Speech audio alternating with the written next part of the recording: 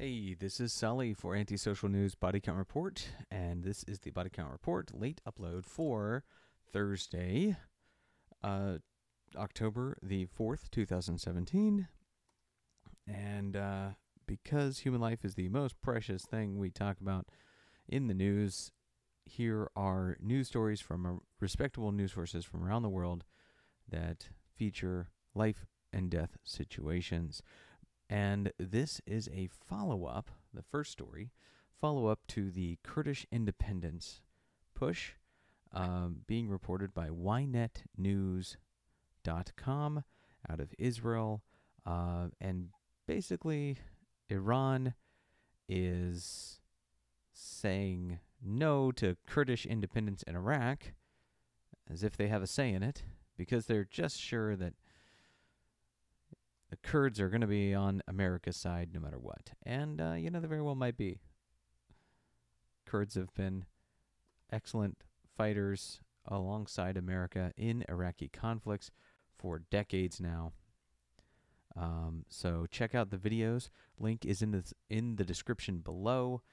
And check previous body count report episode and link lists to see other stories about the Kurdish independence push from various news sources.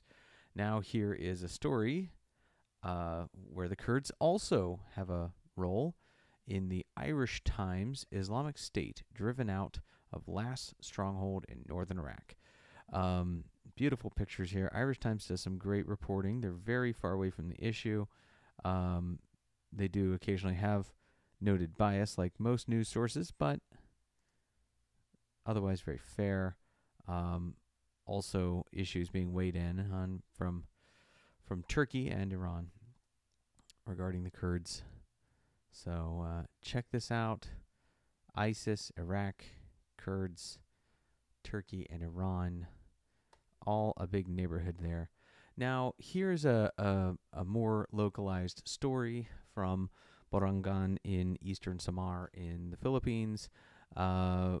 About a shocking situation where a police officer was reportedly drunk and got into a fight with a driver and told him to run and then shot him dead, like something out of a old Wild West movie there. So scary situation. At least the only good thing that came out of it was the policeman turned himself in, so he had a little bit of honor in the end, but I hope he does get punished to the fullest extent of the law. That is incredibly disgusting abuse of his authority and his power to end a human life for something like that to be done in vain. This is from the Manila Times. Check out their reporting, especially the regions section is very interesting.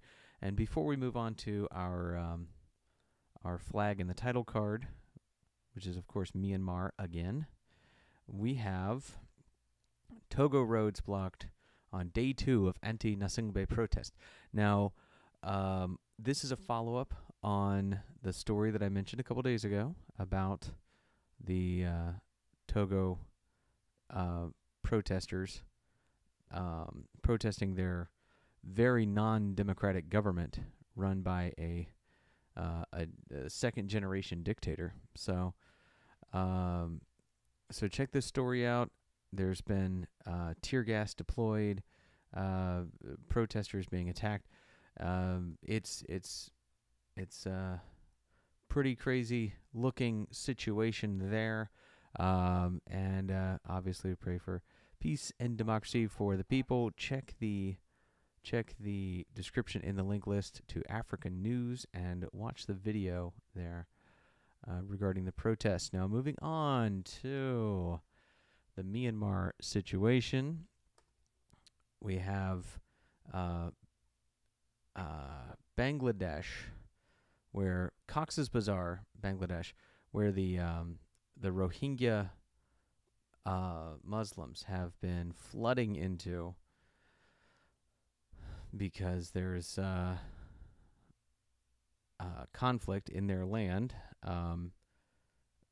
Muslim militants versus the Hindus versus, and also Muslim militants versus the Myanmar government. So because of that, they are flooding into Cox's Bazar in Bangladesh, and Bangladesh has had enough of this, and they are looking to, quote, curb Rohingya influx, scuttling the boats.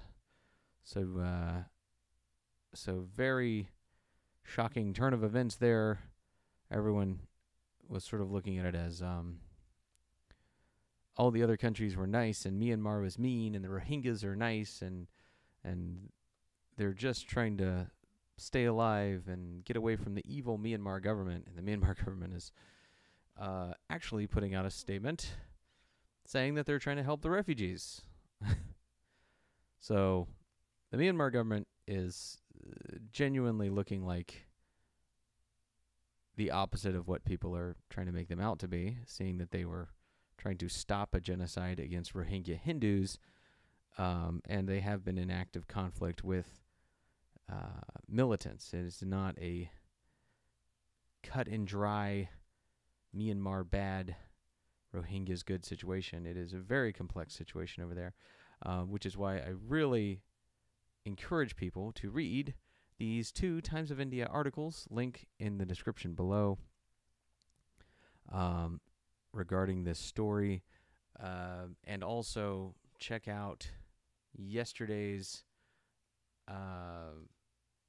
the last body count report, where I discussed this subject with the beauty queen who had her title stripped for defending Myanmar in the thumbnail. So check out these stories. Very interesting. Like I said, it is not a cut and dry situation. It is layers upon layers, and I very much would enjoy people to educate themselves on these subjects thoroughly before talking about them. Most people don't know about the Hindu Muslims being slaughtered. I even had to dig to find that story in Times of India, but I found a very detailed story, which is in the link list. It's also occasionally reported in Israeli news because, as I pointed out, Muslim anti-Semites following the story have been trying to blame Israel for the conflict. And yeah, with that, I'm going to go ahead and end today's body count report. And tune in this weekend. I'm going to be doing a live broadcast from the White House on Sunday, where I'll be doing a mock protest. You'll see what I mean. It's an exercise of freedom of speech, and it's just sort of for a gag. I'll be holding a sign that says a scientific statement, not a political statement. I think we'll go with a joke about the shape of the Earth, that it is an oblate spheroid. And that being the case, it'll be funny to see how people react. Tune in for that. I'll be out there with my fruity bandana and my fake protester sign on Sunday out in front of the White House. So check out our live broadcast of that. There should also be an upload later on in the evening if you can't watch it live. This is Sully for Anti-Social News Body Count Report for October the 5th, 2017. From Togo to Myanmar, that was the body count report for